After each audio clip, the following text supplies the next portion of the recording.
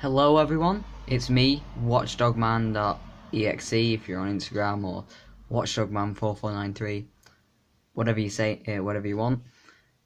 Today we've got Tindangle deck profile. In my opinion, Tindangles really aren't that strong. They're not too great. It takes them a while to fill up the field. It's like a very slow startup, but once you've got enough cards on the board, it can be a very hard board to break. So let's get straight to it. First off, we're running 3 copies of Tindangle Hound. This is probably the most powerful one for straight up attacking. It's got high attack, and when it's flipped, you can target one other face up monster on the field and gain attack equal to that target's original attack, and then change that monster to face down defense position. Now, since it's one other face up monster on the field, you can flip face down another Tindangle monster. That can very, very much help. And especially if it's, say, Tindangle Intruder, which we run 3 copies of, which is 2,200 attack, that can be quite the boost in attack, and it can flip this guy back face down, whose effect makes it so that when you flip, you can add a Tindangle card from your deck to your hand. So, excellent searcher. I'd definitely recommend running 3 of the Intruder. You could cut it down to 2 of the Hounds, if you really wanted, added another hand trap. That's completely acceptable. And then also for this one, when it's normal summon, you can send 1 Tindangle card from your deck to your graveyard. So, Intruder in that respect is very useful. Say your opponent, like, Called by the Grave is one of your Tindangle monsters in the grave, and you need 3 for your accused Cerberus. Yeah, that's how you say it. Then that's very useful. Oh, I just knocked the camera. Next, we have 3 copies of Tindangle Base Gardner. You definitely need to run 3 copies of this card. It's an easy special summon if you have a face down defense position monster. And not only that, but you can use its effect in order to send it to the graveyard and summon another thing out, another Tindangle. So it's very useful in that respect. Another reason why you should run 3 is because most builds, I would highly recommend running 3, that's a bit off center, 3 Tindangle Trinities. Trinity gets to special summon another base Gardner from the deck, and when it's used as a link material, you can add 1 copy of the trap Golems End, which really helps with the protection on the link monster, which is probably going to be your main source of attack. Next, I would also say this is a must-have: 3 copies of Tindangle Angel. You can special summon 1 flip monster from your hand or graveyard in face-down defense position. Then, if it is your opponent's battle phase, end the battle phase. You can only use the effect once per turn. Now, this is really useful because, say someone attacks into it, sorry I keep placing them off center, someone attacks into it, you have to end the battle phase and special summon something, and then if you don't attack into it, if you just flip it up on your turn, you still get that special summon, which means that you could probably throw in some other flip monsters that are very useful. Though, I'm pretty sure this deck is running mostly pure Tindangle. I keep hitting the camera. Next, we have 3 Tindangle Protector.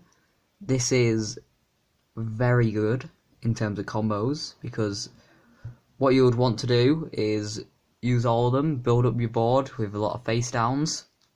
Then once you've got your board of face downs, you use this guy, flip him face up, he flips all your other Tindangles face up, they all get their effects, and you can search out Tindangle cards equal to how many you flip up.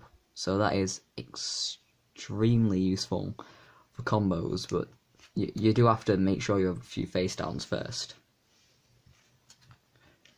Now for hand traps, we're running 2 copies of Effect Veiler. Like I said, you could probably take out a Tindangle Hound for another hand trap if you wanted to run 3 or something. You could probably swap this out for any other hand trap. I just felt Effect Veiler almost like suited the deck. If you really wanted, you could take out a Tindangle Trinity, because base Gardner's already got the special summoning capabilities, and Trinity special summons them out from the deck, so there's been a few times where I've just had too many. I mean, not enough base Gardners. Been able to special summon them out too easily. Next we want to run 3 copies of the field spell. We're going to be running 3 copies of most the spells and traps, because there's no real point not to.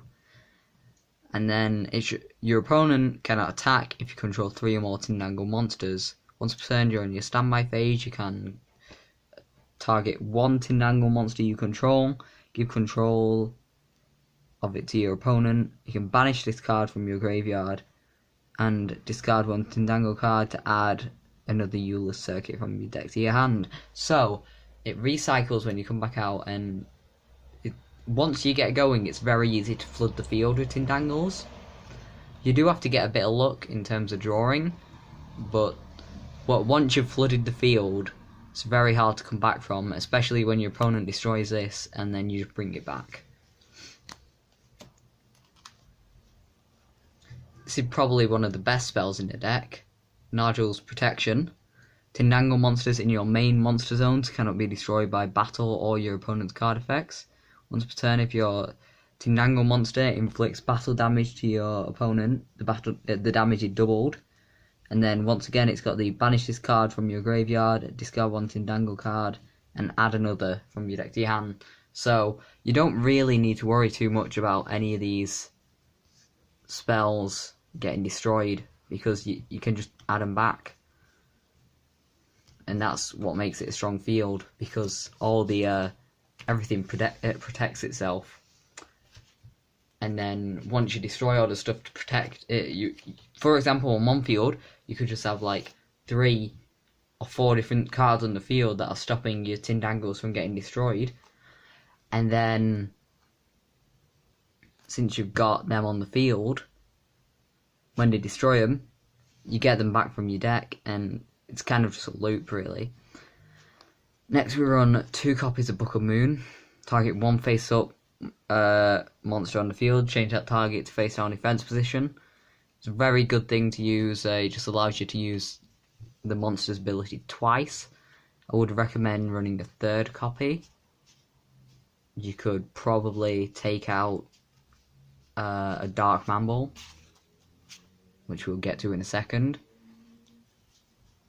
or anything like that. So yeah, that's that.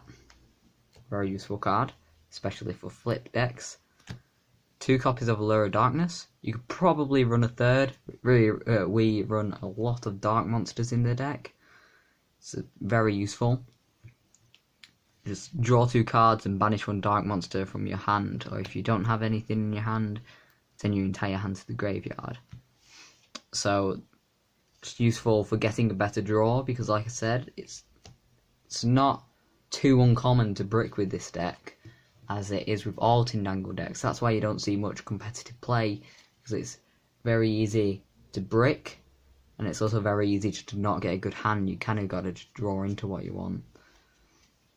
And so we've got 2 copies of Dark Mumble. If you control 3 or more dark monsters, target 1 face-up card on the field, banish that target. I think this is a really good choice just for getting the field banishment. It's really, really useful. And then we've got 1 copy of Terraforming, but to be honest, you could probably swap this card out for another copy of any card, or if you wanted to add anything else in. It's not really that necessary. The field spell isn't that hard to get, just from drawing options. You could probably swap this out for a 3rd Allure of Darkness. And to be honest, the field spell isn't absolutely amazing, so you don't really need to run this, but definitely don't run more than one if you're running 3 of the field spell. Next, we've got 3 copies of Tindangle, the Ornay. When you take battle damage from an opponent's attacking monster while you have 3 or more Tindangle monsters with different names in your graveyard, you can destroy the attacking monster, and if you do, special summon 1 Tindangle Acute Cerberus from your extra deck. If you control no monsters in the extra monster zone, you can banish this card from your graveyard, then target 3 Tindangle monsters with different names in your graveyard, special summon them in face down defense. This is a very good card for when you've got a link monster on the field and it gets destroyed. Obviously, it can't really be used straight away because you need 3 or more Tindangle monsters with different names in the grave. But it's very, very helpful later on into the game, especially if you have a field set up and your opponent manages to break your board. Not only will it allow you to destroy a monster if they attack, it will also, in the graveyard, allow you to bring 3 back, which will help in the next turn.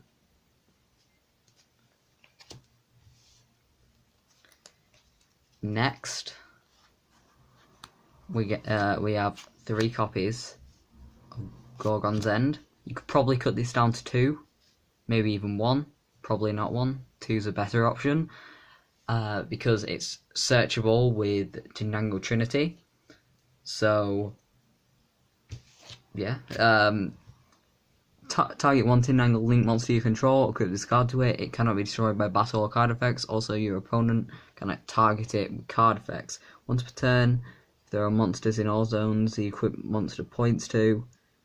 If there are still monsters in all zones the equipped monster points to, you can destroy this card and all of those monsters, then inflict damage to your opponent equal to the equipped monster's attack before they were destroyed.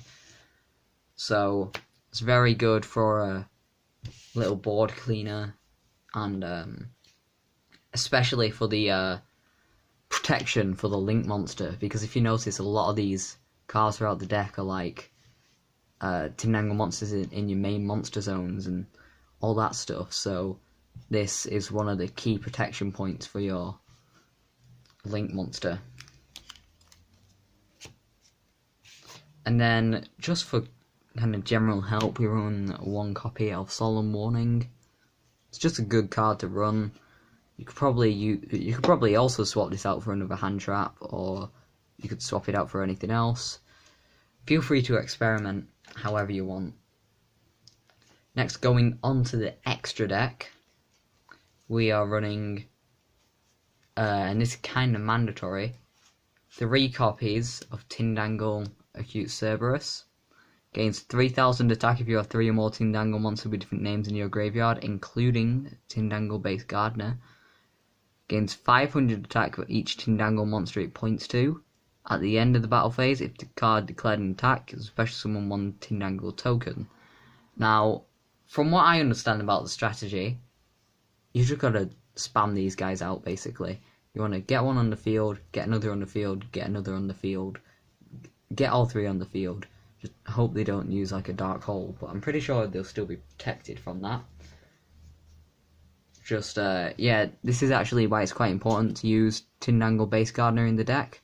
Definitely run it at 3 because you need it for this link monster so that it actually has some attack. And say you've got this guy in the link top and you've got another 2 Tindangle monsters there, this gets up to 4000 attack, which is pretty hard for your opponent to deal with. Next, for kind of just a generic link, I've chose Shadow Construct. It's really useful because it got the left and right arrows, but I would probably... I never go into it, to be honest. I never really use it. I just use it because it 2 flip monsters. Its effect doesn't help me at all. It's just a generic link if I want to go into some other stuff, but like I said, I never use it. You should probably fill out this extra deck with as many generic sort of links like the Nightmare monsters, Ball Load, Topologic, I don't know how to say that. But yeah, fill them out with that. This card isn't that great, but it's the only thing that I have, so don't think it's mandatory at all. It's very, very optional. Next, I've got I run 1 number 82 Heart Landraco. While you control a face-up spell, your opponent cannot target this card for attacks. Once per turn, you can detach 1 material from this card. This turn, this card can attack your opponent directly, but other monsters cannot attack. It just helps if you're going against another sort of lockout field deck. It just allows you to attack directly, and it's if you're really struggling for monsters and you've got a spell card on your field, which you might do, you summon out this one, and it's just got a bit of protection. Next we got number 41 Baguska, the terribly tired Tapir. Once per turn during your standby phase, detach 1 material from this card if you cannot destroy it. This attack position card cannot be destroyed by your opponent's card effects. Your opponent cannot target this attack position card with card effects. While this card is in face-up defense position, change all face-up monsters on the field to defense position. Also negate the activated effects of monsters that were in defense position when the effect was activated. So this is very useful because you can negate defense position monsters' effects, and your monsters will usually be in face-down defense position, not face-up, though sometimes they do end up in face-up, so just watch out with how you play this one. And also the protection from card effects also really helps.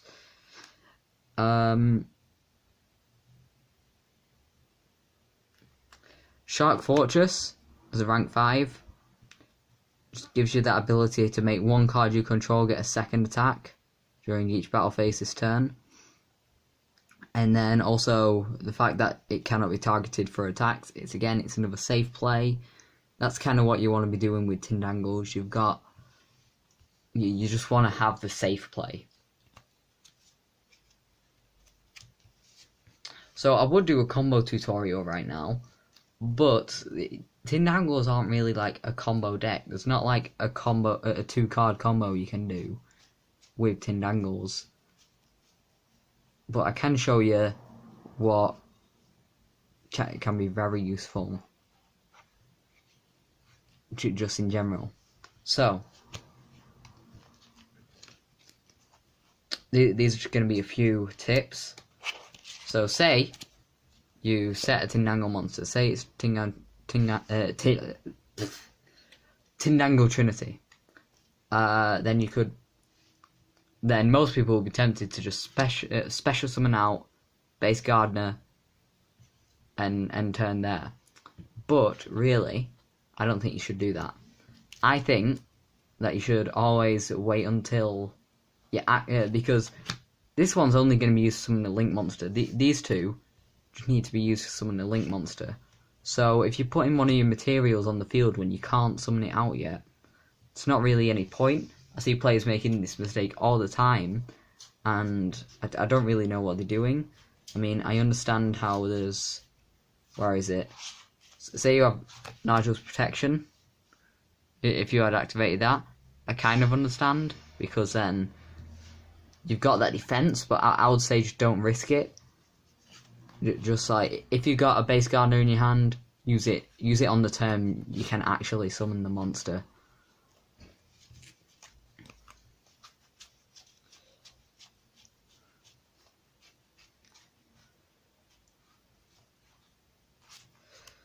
Next, I feel like what's a very good field that you want to set up is if you have the ability to search out monsters, like you've used you've got like a Tindangle Intruder face down, get this monster last, because what you really want to do, you want to have all your monsters like you want like an entire field of monsters like set face down or whatever. I mean, you can't really see it, but let's just say this is an entire field. Flip your Protector face up. They would allow you to flip whatever Tindangle monsters you have. I mean, this isn't a flip one. Let's say it's a Trinity. And then, because you flip those, I think they go into face up defense. Yeah, they do. So, and then once you flip those up, that then gives you the ability to search out another 2 Tindangles, or if you've got a full field, another 4 Tindangles. So it's very, very useful. It allows you to get everything you want on the field. It allows you to flip everything up. You can even flip stuff up the same turn you put it down, because say you've had that already down for a turn, you've got a Trinity, set the Trinity, flip this up, and it flips this up, and you get to use the effect same turn.